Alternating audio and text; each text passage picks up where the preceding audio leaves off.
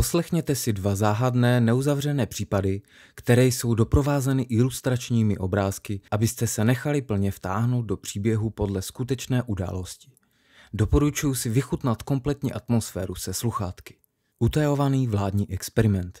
Byla půlnoc, když se detektiv Jacob Baron vydal během roku 1963 na cestu do zapadlého kanadského městečka. Případ, který měl vyřešit, byl zvláštní a neobvyklý.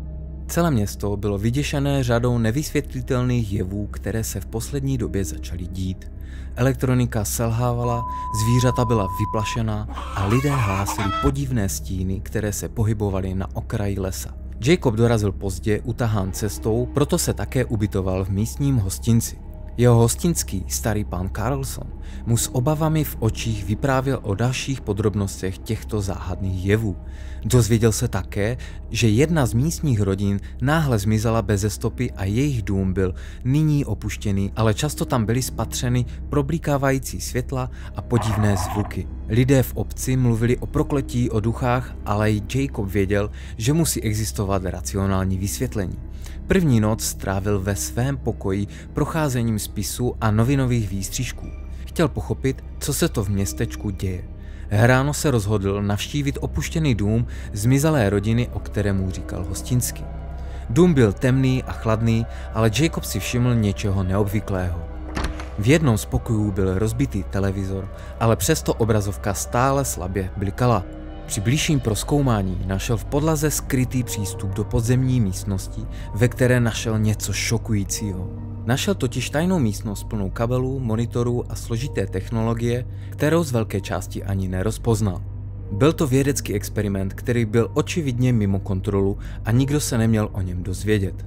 Dlouhé noci strávil zkoumáním zařízení a zjistil, že se s velkou pravděpodobností jedná o experiment s elektromagnetickými vlnami, které ovlivňovaly celé městečko. Příběh se zamotal, když zjistil, že za tímto experimentem stála tajná vládní organizace, která chtěla testovat novou technologii v utajení, proto také vytvořila legendu o prokleté rodině. Jacob se pustil do nebezpečné hry, aby odhalil pravdu a zastavil experiment, který ničil životy v městečku. Tajemství sice bylo odhaleno, ale cena byla vysoká. Jacob přišel o zaměstnání a 2 dny na to si údajně vzal život. Rodina dodnes tomu nedokáže uvěřit, že by si Jacob sáhl na svůj život. Dle nich byl velice silná osobnost, zvyklá z práce na ledacos.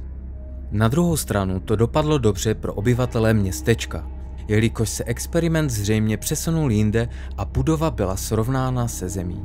Zapadlé městečko se postupně vrátilo k normálu, ale jeho obyvatelé nikdy nezapomněli na podivné noci, které je vždy spojili s tajemstvím, jehož odpovědi leží ukryté hluboko pod zemí i s panem Jacobem.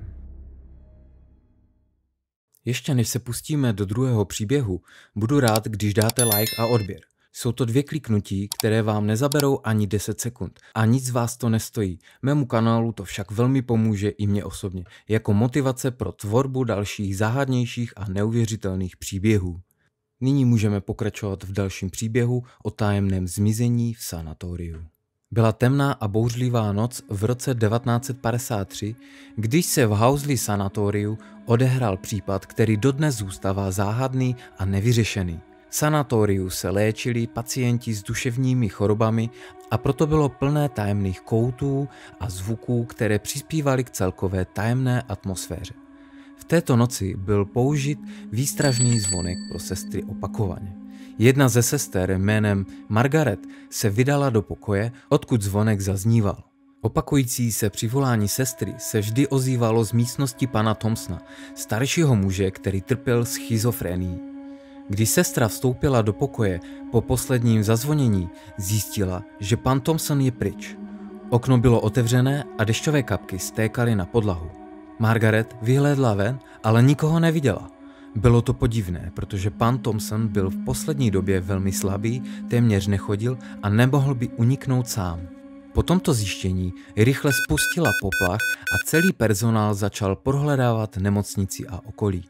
Během pátrání objevili jednu z chodeb, kde viselo zrcadlo, které bylo úplně orosené, jako by se někdo dotkl celé jeho plochy mokrými rukama. Záhadnější však bylo, že pod zrcadlem ležela kniha s podivnými symboly a nápisy, o které nikdo předtím nevěděl a nikdy ji ani neviděl. V místnosti se ozývaly podivné zvuky, podobné smějícímu se muži, přesto však v místnosti nikdo nebyl. V noci se stále pokračovalo v hledání, ale pan Thompson nebyl nikdy nalezen.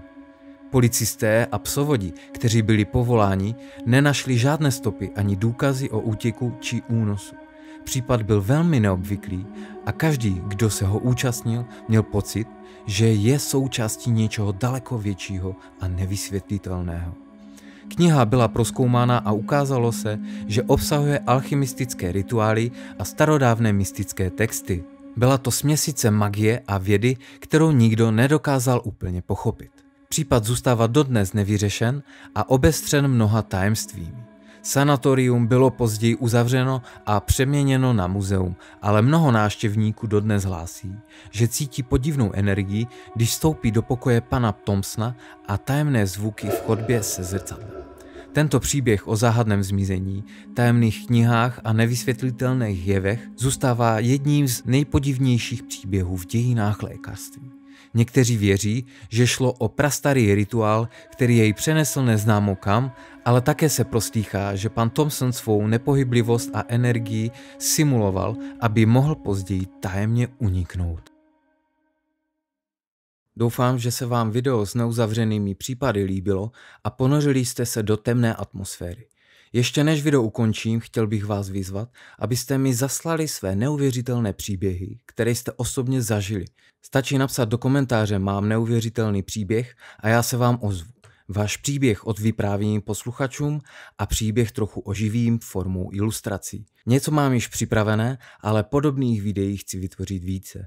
Pokud tě taková videa zajímají a máš pro strach uděláno, nezapomeň dát like a odběr, ať ti nic dalšího neunikne.